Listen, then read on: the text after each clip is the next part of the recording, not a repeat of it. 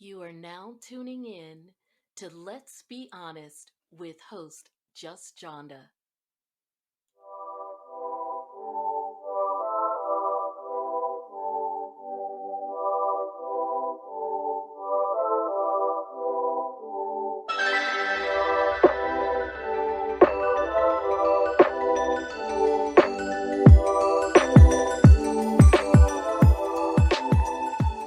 Hello, and welcome to the Let's Be Honest with Just Johnda. I'm your host, Just Johnda. Welcome to the show. Today's topic: the anticipation of intolerable choices. We've got some interesting mess to go into today. I'm going to start with just giving you a quick election roundup. Today's episode is not going to be overly politics heavy. I'm going to give you a little bit of politics, a little bit of pop culture and celeb stuff. So it'll be a great show. Stick with me. First, President Trump continues to burn it all down. Now, we knew this was going to happen, or those of us with a brain knew that this was going to happen, that no matter what the outcome of the election, it was going to be a hot mess. On the one hand, if you were not a Trump supporter or a Trumpeteer, as I call them, then obviously him winning a second term was going to be intolerable in its own way. If he were to lose, as we see that has happened, and not going to get into a debate about it, he lost, then the next 2.5 months, whatever it is between now and January 20th, we're going to be intolerable in an entirely different way. While it is still my belief that from the outset, this man had no real belief that he was going to end up being president in the first place. And I truly believe he absolutely hates the job. That doesn't mean that he wanted to lose once he had it. If he didn't get it the first time, then that would have been that. You know, he would have talked a lot of smack and probably tried to participate in some minimal way in being a thorn in Hillary Clinton's side. But not really, because let's face it, she would have caught hell for 4 years from the Republican Senate. Not barely able to get anything done, investigations, etc. It would have essentially been a repeat of what President Obama went through his last 6 years of his presidency, with the addition of some investigations and emails and that kind of stuff, because thankfully they didn't have the scandal side of things to go after President Obama with. They were simply stuck with what was probably not fun for them, because let's face it, they would have loved to try to smear him in scandal. The only thing they could do was just try to thwart his attempts at legislation that he felt was meaningful, or to as they successfully did in the last 6 to 9 months of his term, keep him from making a Supreme Court appointment.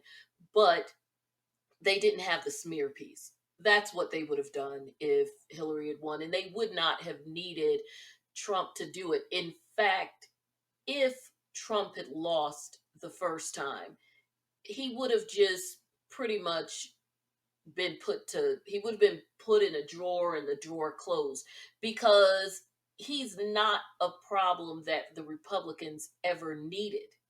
He is really, as I discussed before, the demon child of the hatred for President Obama and the Tea Party, and the Republicans being so focused on the one hand their hatred for President Obama, and on the other hand not knowing what the hell to do with the rise of the Tea Party, that they were not ready when it was time for them to have a candidate in place, and then they ended up with a stage full of randoms with no clear leader. And you had Trump pull a card from Ronald Reagan's playbook and go ahead with really amping up the racial issues in his in Ronald Reagan's case. He used African Americans and the myth of the welfare queen. With President Trump, it was still racism, but slightly different in that he used immigrants and, well, immigration generally, and religion with Muslims, which still incites the same group of people who would be incited when you're talking about black people. Racist. You know, those, I mean, hell, we don't have to spell it out. Racist. And then you get your 53% of white women who are going to vote in their own interest, and their interest is voting with their husbands. And there you go. You've got President Trump. However, again, not a problem that this party ever needed or wanted, and despite what you see on the news, would be happy to have go away. Now, of course, his appointees, like Pompeo, like the woman from the General Services Administration, like Bill Barr, those individuals are fighting for their jobs. He goes away, they go away. So they've got to toe the party line. But your career politicians who are standing by him, your Mitch McConnells and Lindsey Grahams and whatever, when Trump is out of here, he will be a memory that they will not even be thinking about. Nobody's going to be making reservations to be the first ones to go to the Trump Presidential Library with his 3 books, all of them being, you know, 2 copies of The Art of the Deal, and I think maybe Ivanka has a book and he'll put that in there as well. I guess the First Lady, it's pretty standard stuff. She'll probably write something. So if they're married by the time her book is published, then it'll have 4 books. So you've got that. I doubt his niece's book will be in there because, you know, he doesn't like her. Or he doesn't like what she said about him anyway, because she basically spent page after page saying that he wasn't wrapped too tight. At any rate, when he goes, no, these folks aren't going to care. But right now, they've got to toe the party line, and I get it. He's the president, and he is their president because he's a Republican president. They've got to do what they've got to do. So the lawsuits continue. Basically, is an all-out tactical assault on places where Trump lost, most being areas largely populated by African Americans, and of course, I mean, we might as well say it, those places and that population were primarily responsible for the Biden victories in certain states, especially states that were flipped, in places like Philadelphia, Atlanta, and then, of course, we have Detroit. Now, Michigan tends to go blue, but it didn't the last time. So, and of course, they anticipated that it was going to go red this time, which it was when you were counting the day of. It's amazing how President Trump keeps pointing out, well, at a certain point, you know, all these mail-ins came in and everything was blue, blue, blue. So clearly that there's fraud. No, you told all your people to show up the day of. They did, to the tune of like 71 million. That is nothing to sneeze at. It's pretty incredible. I'm not going to take that away from him. At this point, both he and Joe Biden has broken records. It's not just that Joe Biden has gotten the most votes of any president in history, but even in losing, so did President Trump, because the number, I think, was somewhere in the 60s maybe. So once they both went over 70, these are record-breaking numbers. It's record-breaking number on a whole, and it's record-breaking numbers on both ends. It's just that one has more than the other. So as scary as it is for some of us, his number is absolutely nothing to sneeze at. But again, you told your people to show up that day. They did. So when those are the votes that are being counted, that day, then they're all going to be red. And when they start counting, well, not all of them, but you know what I mean. But when the majority, and then when they start counting the mail ins, or as I pointed out yesterday, absentee ballots, but just called mail ins because everybody wasn't technically absent, then you're going to get a huge shift of blue. Why? Because the other side told their people to vote in advance. It's not rocket science. Why you saw things look one way when one set of votes were counted and look another way when another set of votes are counted. You know, but again, I guess you don't necessarily need to be a rocket scientist when you're just accusing everybody of screwing you because apparently nobody had anything better to do. Next, DOJ Chief William Barr opens the door for the DOJ to investigate the alleged claims. So essentially, he's saying, no problem, I am allowing Department of Justice investigators to basically go fishing for problems. And Secretary of State Michael Pompeo basically said the only transition he's preparing for is Trump into his second term. And even the White House has dispatched information telling everybody to, get us your numbers because we're preparing our February budget under President Trump. As in, he's going to be there in February to give this budget.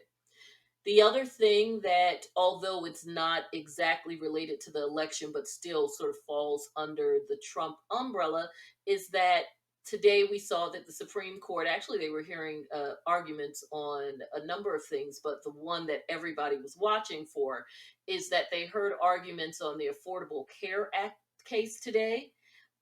Now that got pretty interesting as the judges began to ask their questions, because when you go before the Supreme Court, it's not like other things you see on television, other cases. The oral arguments are literally that day because all the work is done leading up to that in the briefs. So your oral arguments are very brief. You have a very short period of time. The judges are allowed to question. You can reserve some of the time, of course, if you want to do a rebuttal. And the person on the other side goes through the same process, and that's it. And the judges go in the back, and based on a combination of the briefs and exhibits that have been submitted, any amicus curiae briefs, which is a fancy way of saying friends of the court, which are individuals or organizations who may be in support of it. Like for instance, when you're talking about the Affordable Care Act, there may have been some healthcare individuals or scholars or hospitals, perhaps, that maybe submitted briefs. Doesn't always happen, but it does happen in really big cases. And is based on the briefs and the questions that the judges ask, which most of the time, no matter what the attorneys come in there and argue, the judges pretty much already know what they're going to ask, unless somebody says something that is way different than anything that they said in their brief, which is rare because individuals who are arguing before the Supreme Court most of the time are the best of the best. The same thing, these briefs have been through, because you also have to remember they've already been through several layers before they get there. You don't just wake up one day, file a brief, and go to the Supreme Court. These cases have worked their way through the courts. So most of these briefs and arguments that are being made have been honed to the nth degree, to the sharpest point of a pencil. And the arguments, same thing, especially since you have a limited period of time. That being said, no matter what that person comes in there to argue, chances are the judges are already coming in there with the questions set in their minds because, again, your brief has laid out your argument in far greater detail than anything that you are going to say in court. And so a lot of the judges' questions are probably based on points that their clerks may have brought up to them, or depending on how a particular judge works conversations with their clerks. Okay, I'm going down the rabbit hole, but the bottom line is the Chief Justice Roberts, just based on the questions he asked today, doesn't seem as hell bent on throwing the baby out with the bathwater as it relates to the Affordable Care Act. Now, we know that he could just be asking questions to make sure that he has covered all of his bases, and that he may very well do what the Trump administration hopes that he would do, or vote the way that they hope he will vote, and just maybe wants to feel like, from a jurisprudence standpoint, he has asked questions that have given him um, a fuller view, shall we say, of the situation, so that when he writes his opinion, he can also uh, write from the perspective of, I've looked at this situation from both sides and even attempted to look at it in the light most favorable to both sides, and I'm still deciding to do XYZ. That being said, whether that's the reason he did it, or if he is not exactly going with what the Republican Party line, he had him a little shook. It was enough that it was definitely a discussion on several of the networks. As far as President-elect Biden, he's still unbothered. He had a press conference today. He basically said he sees no reason for litigation at this point as it relates to transition. The Constitution, it is clear. It's going to happen. If President Trump is going to go through all of these things and jump through all of these hoops, he pretty much said, quite frankly, it's an embarrassment. But again, he can't stop him from doing whatever he's going to do. I took that to say, you know what? You got on me about the fact that I was here. I've been in Washington, in and around Washington for 47 years, but this is where that 47 years comes in handy.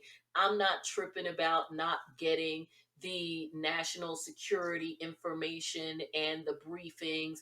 I'm not tripping about not getting X amount of money and all of these little shenanigans you're pulling, because that 47 years that you tried time after time to give me shit over comes in handy now, because I've got 47 years worth of contacts, including individuals in the intelligence community, that I can call on to get what I need to get done.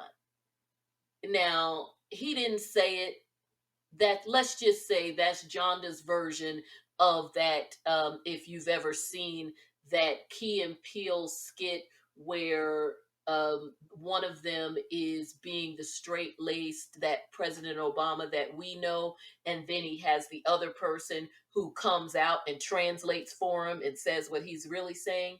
Well, let's call that your just Johnda version of that, and I'm telling you what's really being said behind the sunglasses. So Biden, unbothered. Trump, very bothered. The end.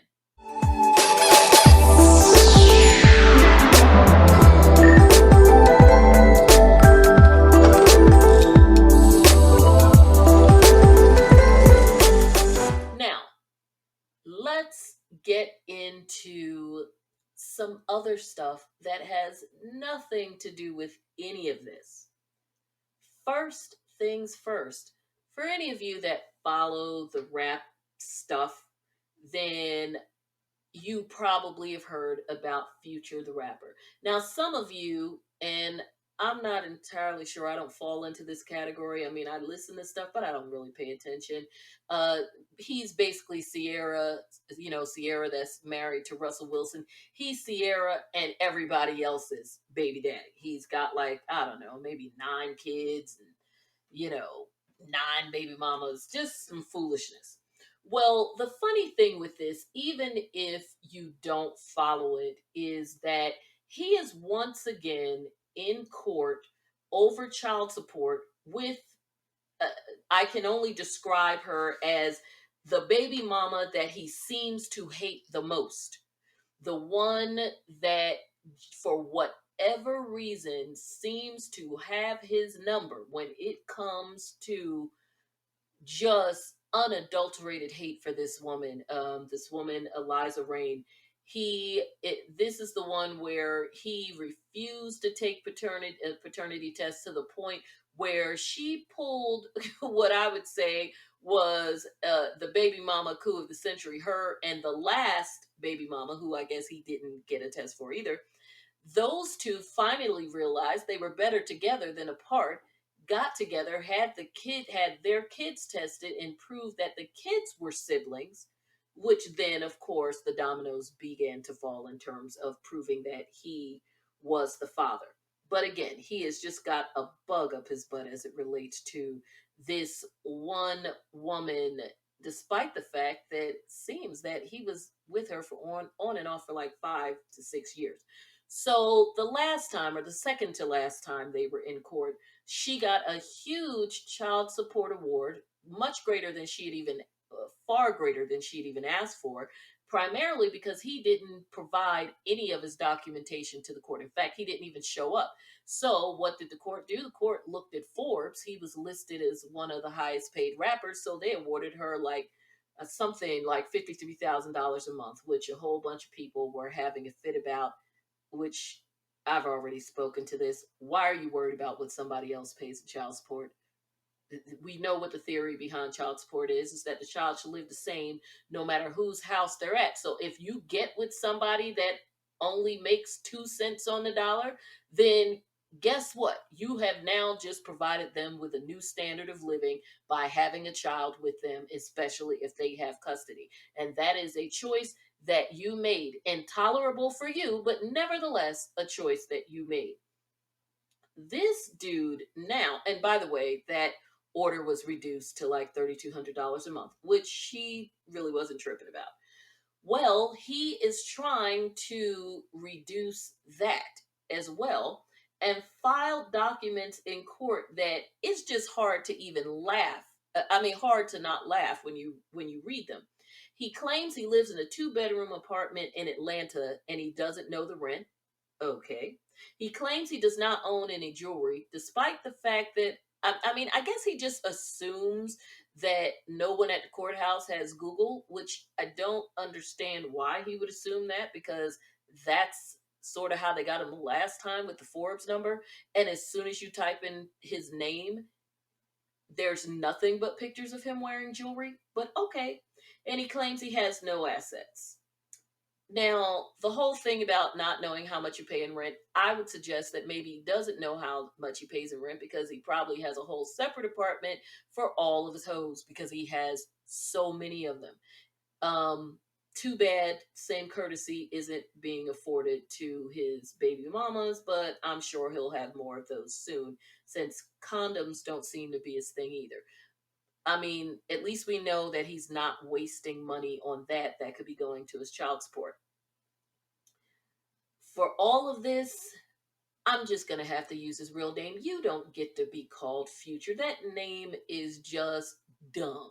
So I'm just going to call you the name that your mother gave you that seems to just sound like you were going to be useless. Nayvadius Demon Wilburn. So, Nayvadius, everything about you works my nerves. Your name, your stage name, your wayward penis, your scruffy sideburns, the fact that people think you're hot when I can't even find your face half the time through all kinds of fur that's as wayward as your penis. Um, Nayvadius, take care of your kids or go get neutered. It's really that simple. Next, Erika Jayne. For those of you who are Real Housewives of Beverly Hills watchers, Erika Jayne is one of the ladies on that show. She is, people say that she's cold. I don't know if she's cold. I just think she can't really move her face.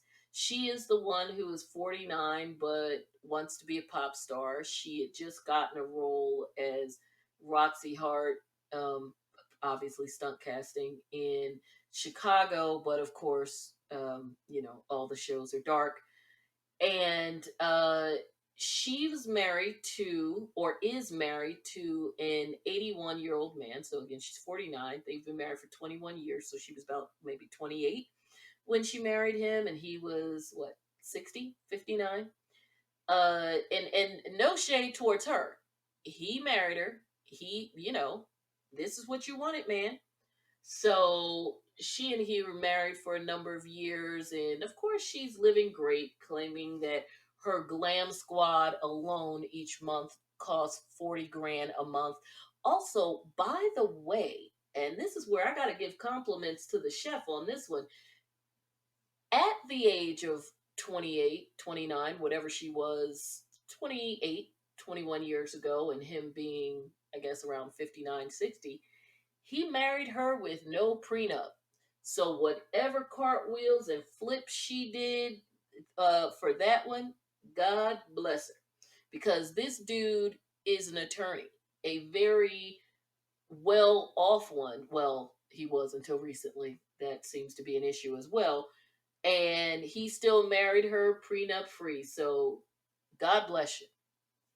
Well, anyway, the couple is apparently divorcing, and that's probably not going to bode well for her 40K a month glam, but they are trying to work out some type of support situation. Now, I'm not suggesting that she is a gold digger. I'm not even saying that she's messing with anybody else who has money or isn't. There's been some rumors that perhaps that she's currently seeing. I want to say his name is Scooter Braun. I know that he was the manager. I believe this is the infamous manager of, or former manager of, Kelly Clarkson and Taylor Swift. I also believe Shania Twain as well.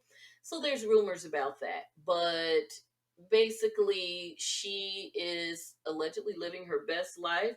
Just moved into $1 million apartment at 7 grand a month, so not bad. But I would say she's got to get a good settlement out of this, because Real Housewives of Beverly Hills money and trying to be an almost 50-year-old Demi Lovato or Selena Gomez is probably not going to pay for that glam squad. But good luck. Next, this is one. I should have put this a little higher on the list, because I think that this one's important to us all. So, as we know, we lost our beloved uh, host with the most, Alex Trebek, on Sunday, who had been the host of Jeopardy for, I want to say, 37 years. It was over 30 years. And as you know, he had cancer, and unfortunately, it had actually come back a number of times, and he continued to work, and he would have his ups and downs, but things were going well for a bit, and unfortunately, it appears that in recent weeks he just took a turn, and it was too hard, too fast, and being 80, his body just couldn't take it anymore. Alex did film episodes, apparently up all the way through the 29th of October. And considering that he just died on Sunday, Brother Man was working like pretty much to the end. And so it's, from my understanding and what I've read, those episodes are, they were enough episodes because, as you know, or you, well, if not, I'm telling you, talk shows and definitely game shows. Not some talk shows don't film multiple episodes in a day. It depends on whether they are a live talk show. Like, for instance, Wendy Williams is live most days. I think she does record maybe her Friday show a day in advance. So she may do two on Thursdays, but the View is live. I've actually been to the View, which was very cool. Studio a lot smaller than it looks on television, but very very cool. Um, but certain shows, game shows, some talk shows, and well, again, definitely game shows, film months in advance with sometimes multiple episodes a day. So, needless to say, lots of NDAs involved when it comes to game shows. I even know someone very well whose family won a car on The Price is Right about a year ago. And of course, when she was finally able to tell us, it had happened like maybe 6 months before. And imagine keeping that secret. And they have kids who had to keep that secret as well. So, pretty cool. But anyway, back to Jeopardy. Apparently, any move that is made as it relates to the potential introduction of a new host, at least for the purposes of the viewing audience, we would not see that person actually doing the gig until next year. There is speculation that although he is synonymous with Jeopardy. Jeopardy is synonymous with him. Um, that they will more than likely replace him because it is a very popular show. I mean, sure, it's not breaking any records, but let's say it's a staple with a solid number that stays consistent. You watch the news, you watch Wheel of Fortune, you watch Jeopardy. I mean, there are many of us whose grandparents to parents and sometimes even to us. I don't even necessarily watch it that way, but I know what time it comes on, and if push comes to shove and I'm not doing something else or paying attention to something else at 7:30, will absolutely turn to Jeopardy, even if it's just for Final Jeopardy. So it's just a staple. It's kind of like The Price is Right, and I think the Jeopardy probably I wouldn't be surprised if Jeopardy even gets better numbers than The Price is Right because it comes on in the evening as opposed to during the day when people are at work. And up until recently, it still had the host that everybody was used to, whereas The Price is Right has not had the same. The Price is Right has not had Bob Barker for a number of years, and Drew Carey, bless his heart, does not have the same. He doesn't have the same mojo as, say, a Steve Harvey, who was able to take Family Feud and make it his own, so much so that you really do think of Family Feud as Steve Harvey's show, not just a show that's a staple that Steve Harvey just happens to be doing right now. I don't think that anybody thinks of The Price is Right as Drew Carey's show. Is just the show he just happens to be doing because Bob Barker doesn't do it anymore. And so I say all that to say that Jeopardy certainly falls into the category of being all about Alex Trebek just as much as it is about the questions. And um, but again, because of where it stands with in syndication and just it's just Jeopardy that they're not going to get rid of it. So there has certainly, sadly, sad to say, with Alex Trebek's body is barely cold, but there is certainly questions about who is going to take his place because, again, it's pretty much a foregone conclusion that the show isn't going anywhere. So these are some of the people that the New York Post said, I'm not really feeling any of them. The first is George Stephanopoulos. Um, a reasonably good guy, great speaking voice. I like him on the myriad of things he does for ABC because George has been literally all over the network. I feel like I've watched him grow up, despite the fact that he and I are probably in the same general age range, give or take a few years. But he was so tiny and it looked like a kid. He was kind of like Michael J. Fox when he was playing a teenage Alex P. Keaton and he was probably 30. Well, George always looked that way too. So you see him age now and it's starting to show a bit, a couple of lines in the face and he's got some gray hair. But again, I still feel like I watched this little kid grow up that, that again, we're probably in the same age range. um, I don't see it. I don't think that it's an issue where he isn't personable or can't be interesting because we've seen him do a little bit of everything, including interviews with people, not just the political commentary thing, although that's most of what we've seen him do, but actually interview with people. And as we know, he was a political operative first. So dealing with people is something that he can do. We certainly know that he's smart, probably could be a Jeopardy contestant himself, but mm, not that host thing. Um, Betty White. Well, I think they said Alex joked about that. And again, she, as much as I love Betty, don't give Betty anything else to do before we're all falling out and crying that you gave her too much to do and we are burying her too. Betty is great. Betty is not serious enough for that show.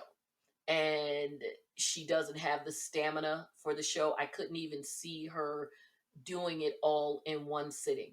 We love Betty when we trot her out to, at this point, just be the dirty mouth grandma, and that's pretty much it. And again, I think that it was probably said jokingly anyway. Alex Faust, Ken Jennings, if I recall correctly, they're both former contestants. Ken Jennings seems nice enough, doesn't have the personality for it. Alex Faust, same thing. Laura Coates, cool. I think that, yeah, she's an African American woman. I think it would come off as stunt casting. I really do. And I hate to say that being an African American woman myself, but I just don't see her in that role. I will tell you who my two picks would be. In fact, I'm hoping a hashtag could get started because I certainly put it on Twitter and I tagged both of them in it, and I'm going to put it every damn day until it catches on. I would like to see it being either um, Anderson Cooper or Chris Cuomo, not Andy Cohen, or and it got if it's Ryan Seacrest, I will jump off of something. But hear me out. Anderson Cooper and Chris Cuomo both have few things in common, which makes it fine for me if it's either one. Both very smart, very well informed on many topics across the board. Both of them, again, if there was like a celebrity Jeopardy or something like that, you could totally see them, either one of them, being Jeopardy contestants and doing very well because again, they're smart. These are individuals who may even watch the show because they seem like the type that would find Jeopardy interesting. If they don't, that's fine, but they project that air that they probably do. The other thing in terms of projecting an air of confidence with a little swag, but not too much. Chris Cuomo, a little bit more because he's got that kind of New York thing going on. Of course, Anderson Cooper is New York, but he's upper crust New York because he's a Vanderbilt. So there's kind of a different thing that goes with his New York. But the other thing that I think is important because it's something that Alex brought to it, although theirs is a little more overt than his, there is this slight sarcasm. You'll probably get a little bit more of the sarcasm with a dash of snark from Chris Cuomo, which I still don't have an issue with because you don't want the person to be trying to imitate Alex Trebek. But with when you've got people who think that they are the smartest kid in the room, because the people who go on Jeopardy are absolutely the people who have always believed or been told they were the smartest kids in the room. Dum dums don't go on this show. Dum dums don't even try for this show. These are the people who have always either considered themselves smart or told they were smart. They are what used to be, when I was growing up, we were encyclopedia readers. So those types of people, and I might as well suck it up and count myself in that, sometimes might need somebody to be a little snarky, maybe a little sarcastic, just to knock them down a peg or two. Not in a way that you're being an asshole to them, but just in a way that makes it interesting to watch. And I think Chris Cuomo absolutely brings that. Anderson Cooper does as well, just in a less overt way, because again, he comes from a different place. The sensitivity is a little bit different, but there's no question that he has the snark, or in that sort of, well, maybe a little less snark than excuse me, Chris Cuomo, but he certainly got the sarcasm and, and the little zings in between, that somebody wouldn't have to necessarily write for them. And both of these people come from a situation, well, yeah, there is some stuff written for them, but because of the nature of what they do, there is a lot of thinking on their feet, because they tend to debate with people night after night. They may know what their topic is going to be, but once things get going, because they can't predict what their guests are going to say, and it being based on news that is topical and literally unfolding at the time, these are individuals who would be good with thinking on their feet and having a rapport with the guests that could be pretty interesting and at times even kind of funny. So they would bring their own flavor to the show where it wouldn't be so dry. In fact, probably even a little bit more zing than Alex did, but Alex had his own thing that we were used to and comfortable with. So those are my picks, and I am good with either one.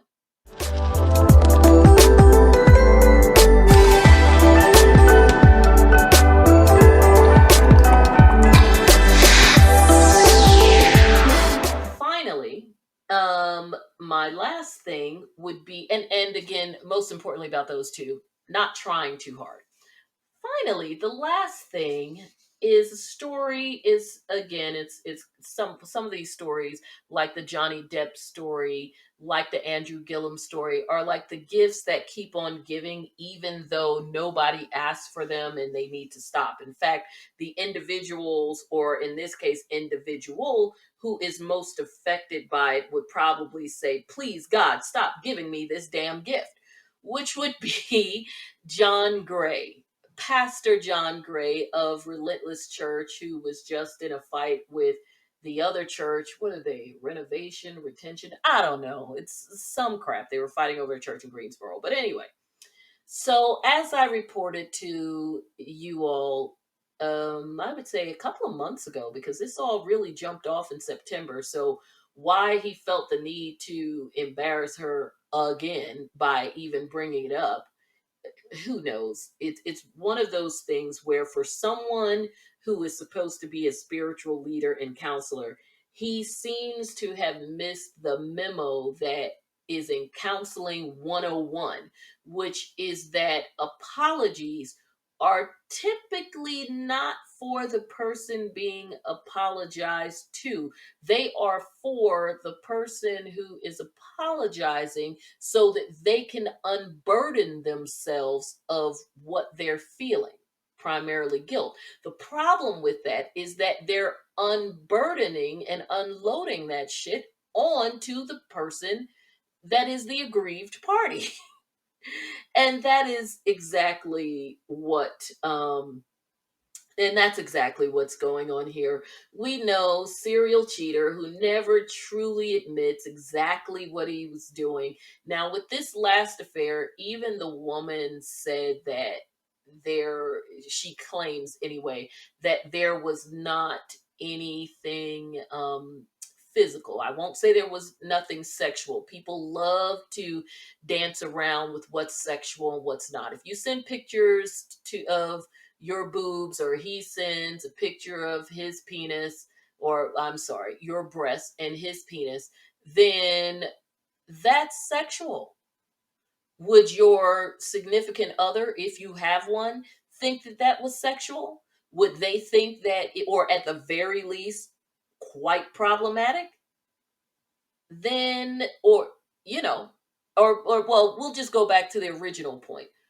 Would your significant other, in whatever form or fashion that comes, think that it was sexual? Sexual enough that it would cause problems in your home? Yes, so it is sexual. What other reason would you have for sending it other than prurient interest? And again, I'm not knocking it. If you do it and you like it, if that's your stilo, knock yourself out. I am simply saying, don't try to bullshit a bullshitter. We all know what it is. Okay, I don't have to be putting you down and being all high and mighty and acting like I'm a prude, which, I mean, you've listened to my podcast, you know I'm not, to say that it's sexual. It just is. So, I mean, I'm not going to post a picture of my boobs just to prove it to you because, ain't none of your damn business. At any rate, being silly, of course, but that's why you love me. So, most recently, I won't go through the whole sordid history. I only brought the whole sexual thing up because he says he gets into this whole like it was an emotional affair. And again, like I said, this most recent woman says that let's say they didn't have intercourse because there were pictures exchanged. And the affair prior to that, both of those women were adamant that there was sex, especially the one in particular who talked about the fact that there were multiple occasions where he and his wife were appearing somewhere and he would put her up because they would come like to the same town she was in, maybe Atlanta or something like that. He would put her up in the same hotel because, if you're going to cheat, you might as well make it convenient, right? I mean, hell, it's player 101. Hello. I mean, it's not rule number one. It's more like player 101, volume two. No, I think that would be in volume one. So we'll say that's player 101, volume one, rule number 12. Yeah, I'm going to give that 12 because there's a bunch of other rules that go in there, like, it not not shitting where you eat. If you don't know what that means, look it up. There is honor among thieves. Long, short, don't mess around with somebody who doesn't have as much or more to lose than you do. So there's several that you get to before you get to making it convenient. Should I move that up to number 10? Yeah, I'm gonna put that in the top 10 because if you're trying to make it happen and it has to be on the low, it definitely needs to be convenient. So that same hotel thing is kind of smooth. Not exactly. I don't know too many people who would actually do it, but I guess it depends on who knows who. Why am I going down this rabbit hole? I'm probably revealing way too much about other people. Don't make any assumptions. I don't assume shit about you. Don't assume stuff about me. Okay, next. Okay, so he decides yesterday to post this beautiful picture of her. It looks like, their version of a Vogue cover. And don't get me wrong, it is really a gorgeous picture. Don't know where, don't know why, but it doesn't matter. Absolutely gorgeous. I'm assuming it's her. And yeah, it kind of looks like her in the face. And so he decides he's going to apologize. So here we go. A few months ago, I sat down from leading at Relentless. My life wasn't in order. Church isn't first. My wife is. Long pause from me. This is my wife. Okay, so it was a picture of her. She is from God. She is a life giver. She is a kingdom builder. So this is also the woman who said that she had to basically rebirth and raise him. Yeah, it's weird. Her name is Aventer. I met her at church. She was worshiping God through dance. Over time, she allowed me in her life and let me dance with her. She took my ring and said yes, and we began our forever journey. What my dance partner didn't know was that I was very much unfinished. He always uses that when he cheats. He's unfinished, he's a child. The last situation, she actually got up and did a whole sermon basically about this woman who took advantage of her husband who had the brain and libido of a 16-year-old. This was not that long ago, and he wasn't 16. I never knew what consistent discipline, planning, leadership, manhood, or personal holiness in action from a man's standpoint looked like. Yet is the leader of a super large flock. Okay. Living a shadow life, God was unwilling to let me die, assuming I was whole. I failed to uphold the holy standard of God in my marriage, and I'm sorry. Again, that was me, not him. Although you are the only woman I've ever slept with, emotional unfaithfulness is just as wrong. Well, you know what? I guess this is, you know what? My bad. He's not lying. He's saying the only woman he ever slept with. The other women he screwed. And if he left right after the sex, he didn't actually fall asleep. Okay, my bad. Bad just Johnda. John Gray did not lie. He said she is the only woman he ever slept with. Got it. Okay, let me get back to here. Emotional unfaithfulness is just as wrong. Sin is sin. Unless you don't sleep with them, because apparently it's the sleep thing that is the most important. People want to minimize one sin over another when it is when okay, this is him, this isn't me. When it all can get you sent to hell. Okay, I do agree with that. Sin is sin. Although, that whole murder and child molesting thing, I don't know. I may have to rank that higher. My marriage forced me to face both of me, flesh versus spirit. I mean, I guess recently, because not the last few times. It is every man's battle. Loving God isn't enough. Preaching Jesus isn't enough. Face yourself, get delivered, or hurt the ones who actually love you the most. I started intense counseling, personal and for my marriage, in the summer. Scariest thing ever, most necessary thing ever. I had no one to blame. My life is my responsibility. Admit you're wrong. God deserves better. My wife deserves better. The pain I caused her is immeasurable. Seeing her name in blogs because of things I did broke my soul. So, since I was the cause of public embarrassment, let me be just as loud about public honor.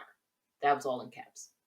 Aventer, you are a miracle to me. I am sorry for the pain I've caused you. You name, he probably meant your name, should have never come up in any conversation in any negative way with anyone ever. By the way, he talked bad about his wife to the mistress, which she videotaped or she made a video of because it was on FaceTime, basically talking about how she didn't cook and all this stuff. And to make matters worse, he had their child, as in his child with his wife, with them, his little boy, and actually had his son co-sign on the fact that his mother only made frozen pizza, as he was essentially making fun of his wife to his mistress. I must do the work to earn your trust. I've lived a life I'm not proud of in so many areas, but before I die, I will be the man God intended and the husband your heart can rest with. I will be the father my kids can be proud of. I'll be the pastor relentless can stand behind. I'm in the process and I will stay in it. May the man I am becoming match the vision God showed you. I love you. Now I'll tell you okay, so that's the end.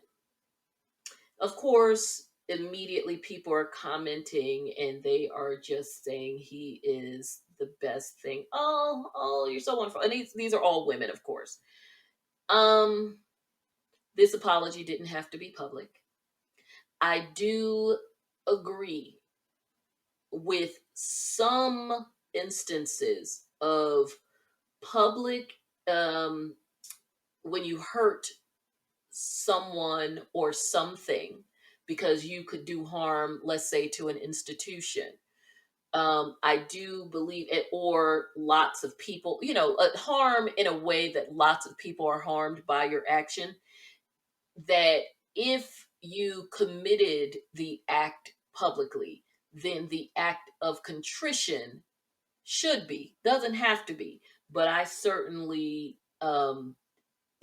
agree, if you choose, that the act of contrition should be equally as public. And we know that is situationally dependent.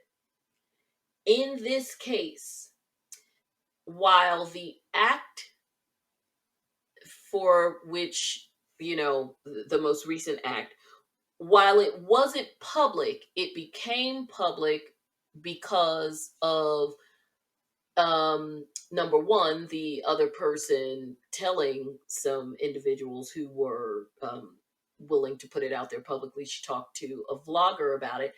And two, because you can talk to a vlogger about whatever the hell you want, but two, it was the fact that there was public interest in her telling the vlogger this information because of who he is. So, of course, while this was a private hurt in terms of him and her, John and Aventer, being husband and wife, and whatever indiscretion he committed being an indiscretion committed upon their marital unit, it of course was discussed in a public forum. I get that. That does not mean that the apology had to be public, because by making the apology public, all you do is bring this up into the public arena again for her. Now, when she goes places and does things, is it entirely possible that individuals are pss, pss, pss, pss, and whispering? It's possible. Doesn't necessarily mean it happens all the time. And sometimes how much people talk about you or whisper about you or want to constantly remind themselves and others about something that hurt you or caused you misfortune, a lot of times that is really related to how much they do, or more importantly, they don't like you. Because if people like in your community like you, care about you, and in the case of her, just sticking with Aventer in particular, if people like her and care about her in their community as their first lady, as a fellow mother and woman, and just a fellow person in the struggle of life, who had a situation that would be painful no matter what, but made even more so because it was in the public arena. So you add embarrassment and public humiliation to it. You add to it people talking about them in a certain kind of way, like, saying they're hypocrites and this and that and the third, because of how they hold themselves out as an example because of being a pastor. And she is a minister as well. I think they're co-pastors, although he is the one who is, the one in the front being the man, and that just happens, as we know. Yeah, but the bottom line is, a lot of that is tied to how people feel about you. And if people feel positively about you, they like you, they care about you, whatever, they're not as prone to constantly throw it in your face.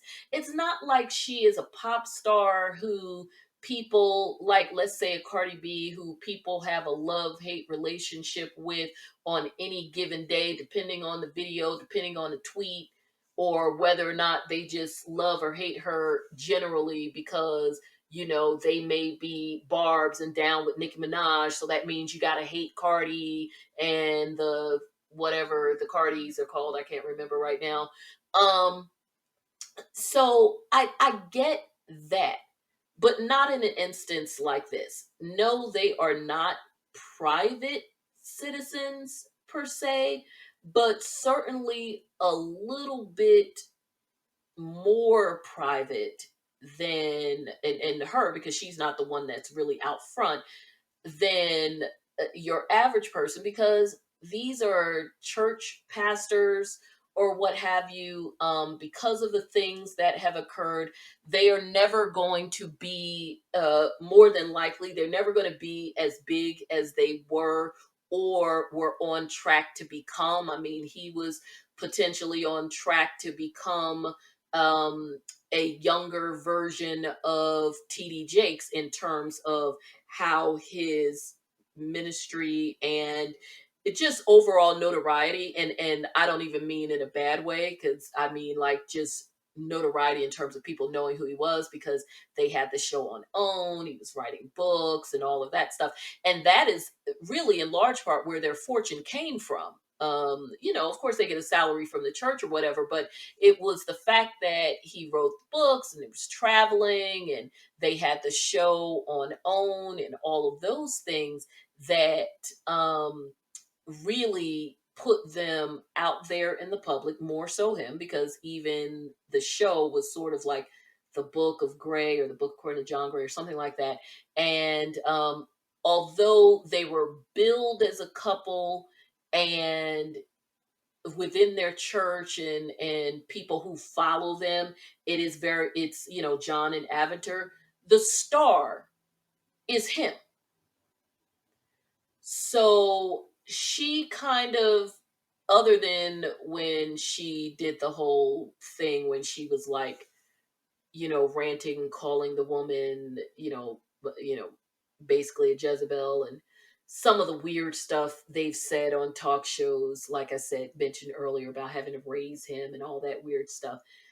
But for the most part, especially because his star was on the decline, not within the church community, but within the rest of the secular community, because I doubt they were going to have another season on Oprah given their personal drama.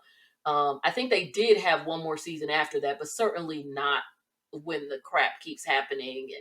And I'm sure he's probably not getting quite as many engagements to speak, especially when the excuse that he has to give for his continual behavior is, I am an unfinished person who essentially has been lying and gooping everyone for years into thinking that I am someone that you should be following when I don't have my shit together.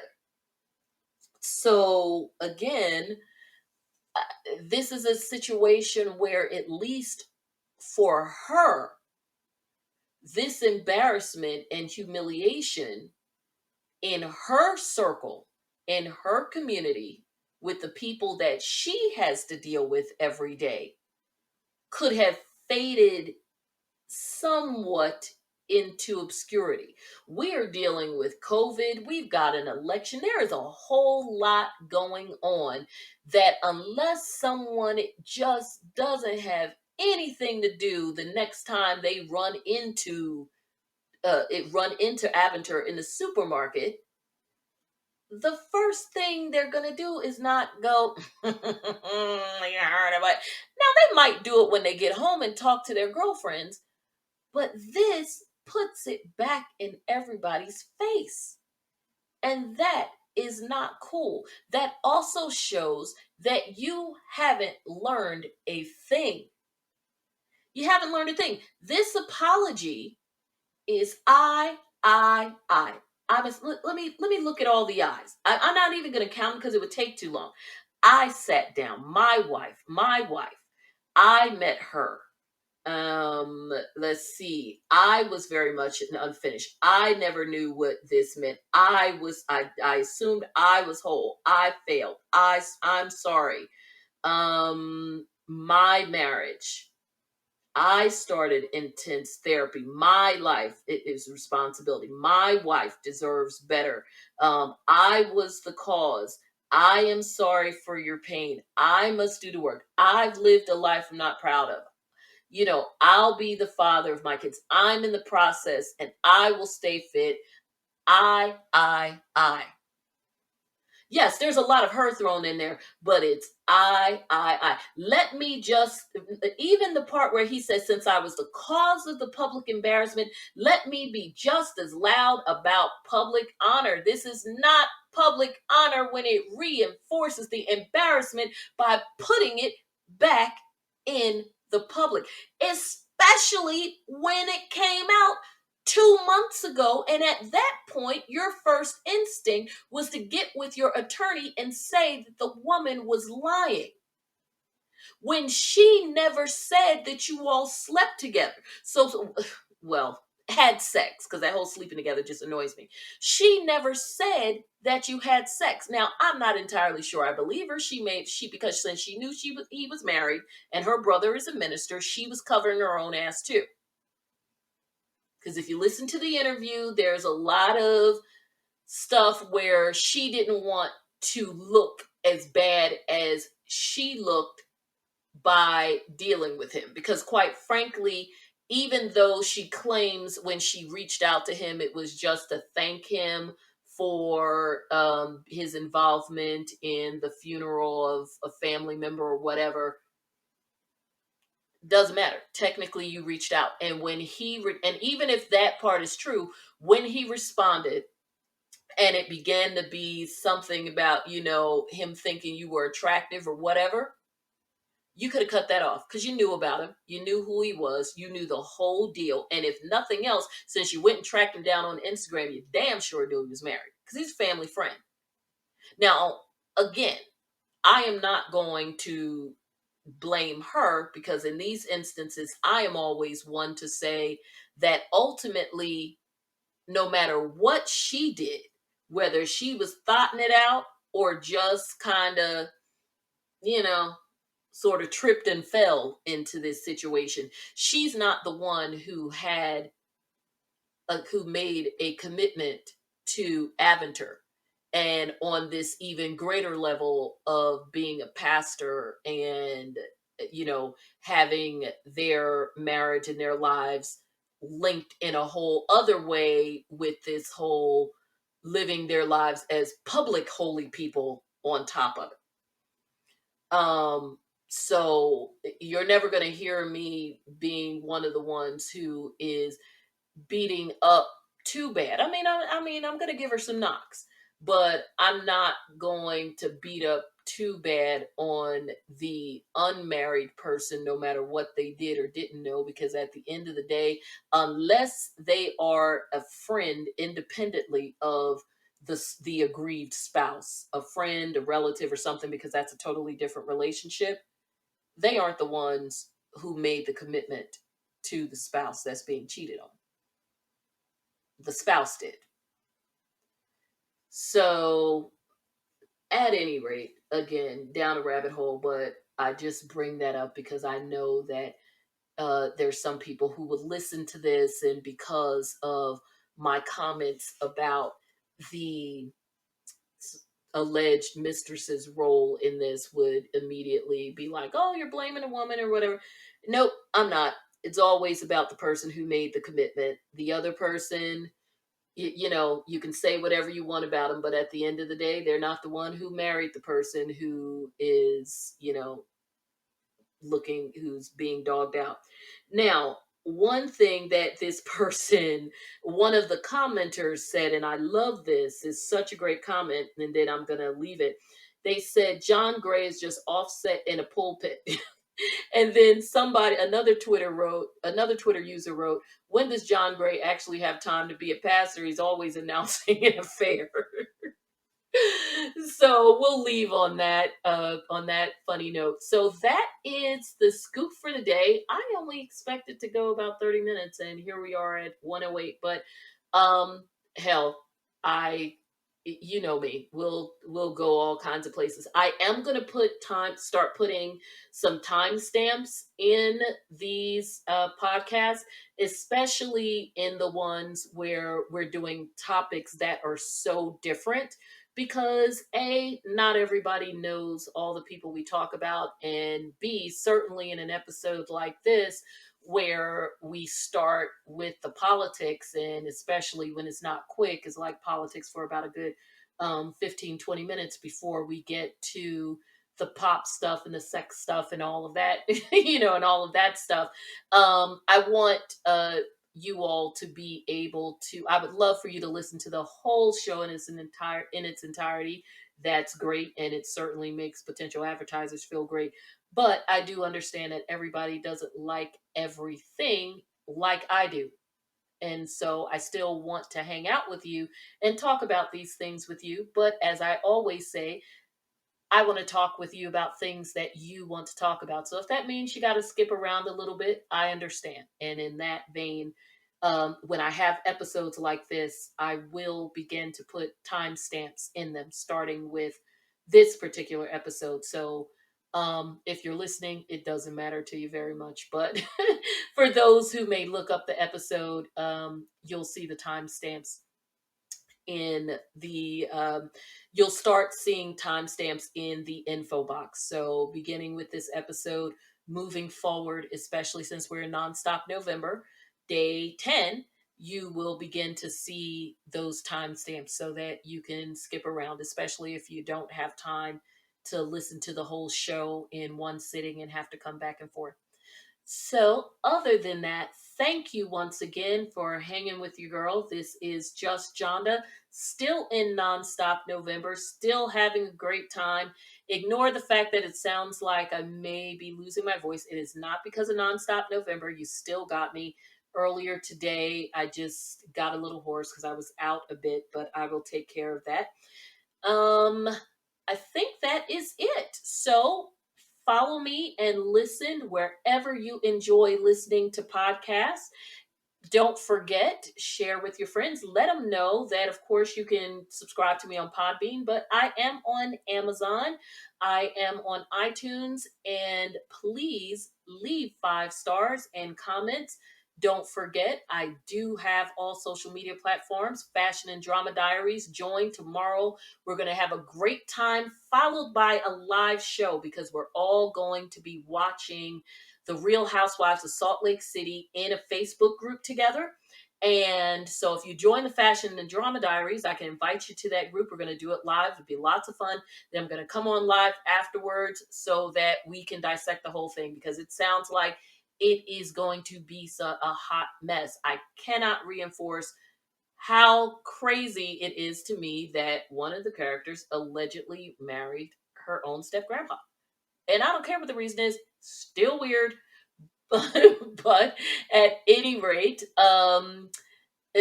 go ahead and listen. Follow me on all social media platforms at Let's Be Honest JJ. That's LETSHONEST JJ for Just Johnda on Instagram and Twitter. And as always, if you are thinking about it and would like to talk about it, chances are I'm thinking about it and want to talk about it with you. So let's be honest together. Good night.